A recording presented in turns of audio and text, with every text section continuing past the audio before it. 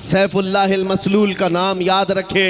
वो एक सैफुल्लाहिल मसलूल खालिद इब्ने वलीद रज़ी अल्लाह ताला अन्हु, जानते हो 125 जंगों में शिरकत किया, एक जंग में भी शिकस्त नहीं खाई।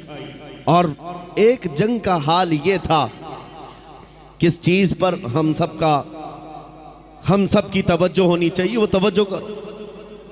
मैदान जंग में शरीक है और लड़ते लड़ते उनका हाल ये था, वो खुद फरमाते हैं एक बालिश्त जगह भी मेरे जिस्म में ऐसी नहीं है जहां तीर ना चुभाओ, तलवार ना लगी। वो पूरे जिस्म में कोई एक जगह भी एक बालिश बराबर बाकी नहीं, हर जगह जख्म थे। लेकिन एक मैदान में कहते हैं कि अचानक उनके गर्दन पर तलवार आ गई। सामने कुफार और मुशरिकीन है, बड़े बड़े पहलवान तलवार सोते खड़े थे। आपका अमामा गिर गया, आपका अमामा गिर गया मैदान जंग में। मुझे बताओ, जान बचाना चाहिए क्यों अमामा उठाना चाहिए? पहली तो अपनी गर्दन बचाई जाए, अपनी जिस्म को बचाया जाए, क्योंकि जान बचाना फर्ज है, जान बचाना फर्ज है। खालिद इब्ने वलीद सैफुल्लाहिल मसलूल, इस्लाम के अजीम सिपह सालार ने गर्दन नहीं देखी, वो अमामा उठाने ही चल पड़े और उठाया, बड़े आराम से सुकून से उठा करके पहनने लगे। और जिन्होंने तलवारें उठाई थी वो सकते में रह गए। एक छोटा फौजी भी ये गलती नहीं कर सकता, सिपह सालार इतनी बड़ी गलती कैसे कर सकता है? लोगों ने हाथ तलवार उनके नीचे आ गए। उसके बाद जालिमों ने, दुश्मनों ने पूछा, खालिद इब्ने वलीद तुम्हारा ही नाम है? कहा तुम ही सिपह सालार हो, लेकिन ऐसी गलती कैसे कर सकते हो जब तुम्हारी गर्दन पर तलवार लटक रही हो और तुम अमामा उठाने के लिए निकल पड़े हो? पगड़ी बचा रहे हो कि गर्दन बचाना चाहिए?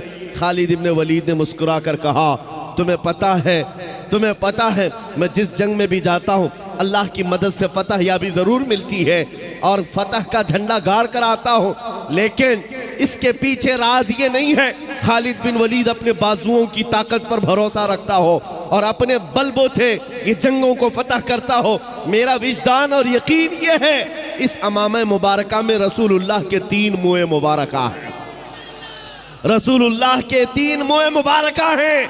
और मेरा यकीन यही है, जब तक ये सर पर होते हैं अल्लाह मेरे लिए मैदान आसान कर देता है।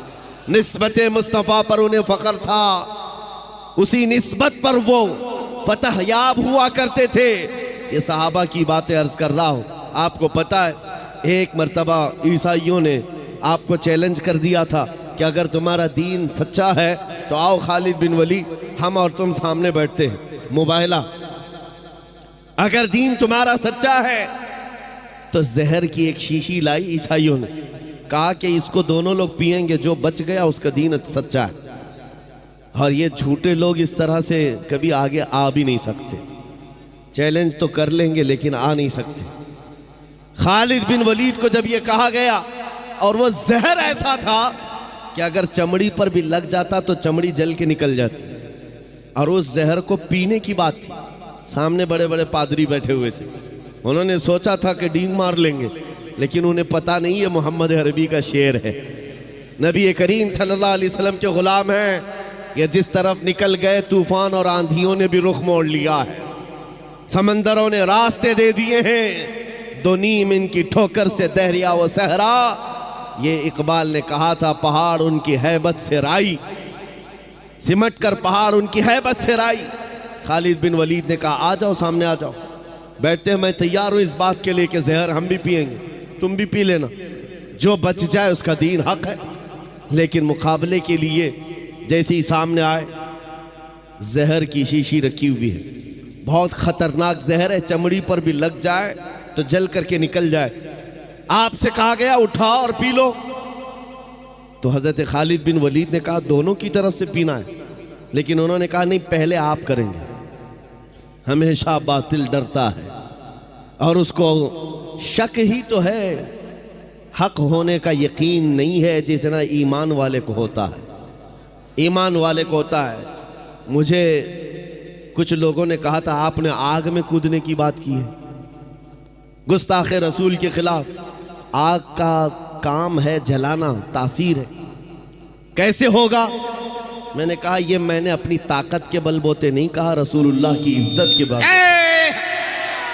मुझे इतना यकीन है, तकबीर, नारे रिसालत, तहफ्फुज़े नामे रिसालत, तहफ्फुज़े नामूसे रिसालत। मुझे इतना यकीन है आग का काम है जलाना, वो जलाएगी, हर एक को जलाएगी, लेकिन ये भी मेरा अकीदा है कि जब तक रब की मंशा ना होगी दुनिया की कोई आग असर भी ना कर सके।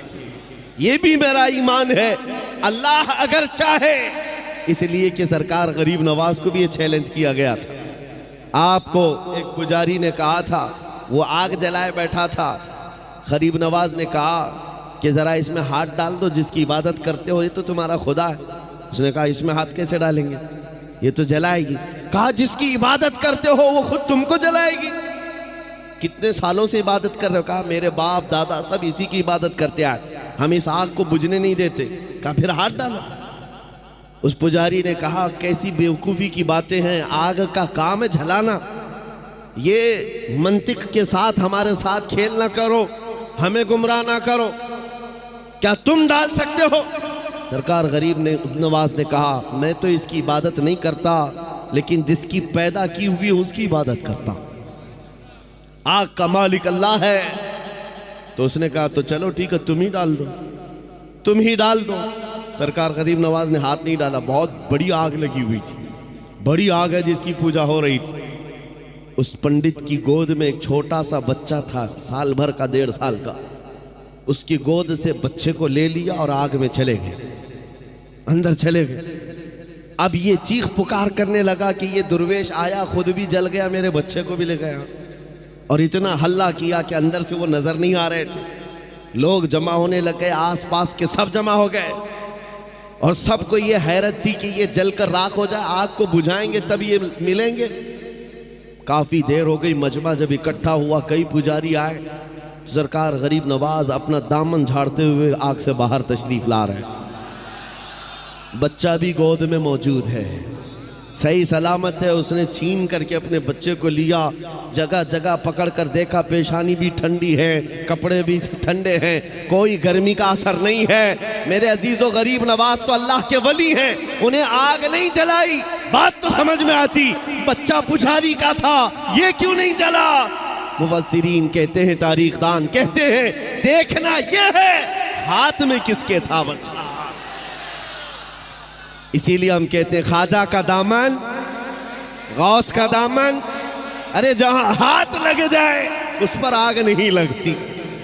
मैं आपसे ये बात कर रहा हूं, हमसे भी कहा गया था ये कैसी बातें हैं, बड़े बड़े दावे हैं। हमने यही कहा हमारा दावा नहीं है, ये रसूलुल्लाह की इज्जत की बात है, ये नबी पाक की हुर्मत की बात है। आओ मैं सैयदना खालिद बिन वलीद की बात को मुकम्मल करूंगा। आप तवज्जो रखें। मुझे पता है कि ये जितने खामोश बिठाने वाले हैं वो खामोश बैठ जाएं। और ये मजमे में रोज़ देखता हूँ और एक बात कहता भी हूँ कि किसी भी मिलिट्री और फौज को तो कंट्रोल किया जा सकता है, दीवानों को कौन संभाल सकता है? दीवाना तो दीवाना है और बड़ा सोच समझ के दीवाना बना है, तो इनकी कंट्रोलिंग किसी के हाथ में नहीं होती। हम खुद भी इसमें पिस के ही आते हैं, हर दिन हमारा हाथ जख्मी रहता ही है, हम मुसाफे से सिर्फ। तो ये बात हम जानते हैं कि दीवानों को कोई कंट्रोल नहीं कर सकता। और इमाम राजी ने कहा था जो हुजूर की मोहब्बत में रहता है वो कभी पागल नहीं होता। उन्होंने फरमाया था कि जो नबी पाक की मोहब्बत में होता है उसका दिमागी तवाज़ुन ख़राब नहीं होता, वो दीवाना नहीं होता।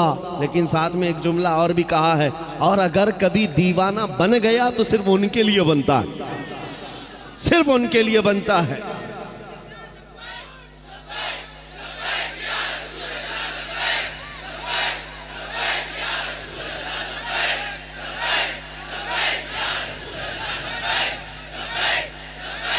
तवज्जो, अल्लाह करीम ये जज्बे सलामत रखे। सैयदना खालिद बिन वलीद रदी अल्लाह ताला अन्हु को जब ये चैलेंज हुआ, आप बैठ गए, जहर की शीशी उठाई। उस जहर की बात कर रहा हूँ जो चमड़ी पर लग जाए तो चमड़ी जल जाए। आपने उठाया और बिस्मिल्लाह पढ़ा और पूरी पी गए। पूरा जहर पी लिया। ये मामूली बात नहीं है, अंतड़ियाँ कट जाती, हलक जल जाता, जुबान कट के गिरती, लेकिन कुछ नहीं हुआ। ईसाई गौर से देखते रहे। कुछ तो बगलें झांकते हुए कहने लगे जादू है, जादू है, जादू है। कुछ को ये लगा जादू है। आपने शीशी तो पी ली, उसके बाद कहा अब तुम्हारी बारी है। कहा नहीं, ये जादू हुआ है, शौबदाबाजी है। कहा कि अगर हिम्मत नहीं है, उन्होंने कहा कि शायद इस जहर के अंदर कुछ और तुमने कर दिया होगा, इसका असर खत्म हो गया होगा, वरना ये जहर तो लोगों को जला देता है। आपने कहा अगर तुमको ऐसा लगता है इसका असर खत्म हो गया था और मैंने पी लिया, ये बची हुई जितनी इसको चख करके ही दिखा दो, इसको चख करके ही दिखा दो। बातिल वहां से भाग गए। नबी करीम सल्लल्लाहु ताला अलैहि वसल्लम के दीवानों का ईमानी मामलात में मुकाबला कभी नहीं हो सकता, कभी नहीं हो सकता। ये तारीख की सच्चाइयां हैं अजीज़ान गिरामी। हर जमाने में टकराव तो होता रहा है। इनके पास ताकत का मुजाहरा करने के लिए हथियार तो हो सकते हैं, तलवारें हो सकती हैं, बंदूक बारूद सब कुछ हो सकता है, लेकिन ईमानी ताकत सिर्फ और सिर्फ नबी के गुलामों के पास।